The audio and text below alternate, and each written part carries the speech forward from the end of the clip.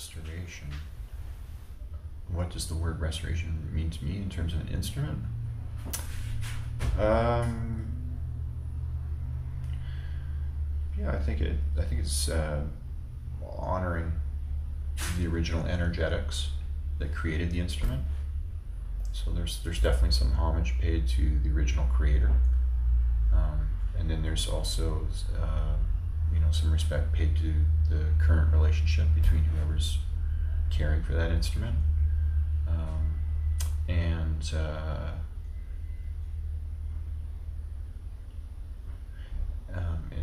in terms of that relationship, the restoration could be a multitude of levels. It's not necessarily a make it as new or as it was.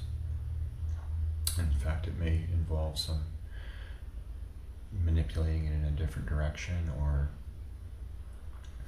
working with someone's budget, but it's definitely breathing new life into it, and it's allowing a little bit of my energetics to bring it back to life so that somebody can enjoy it.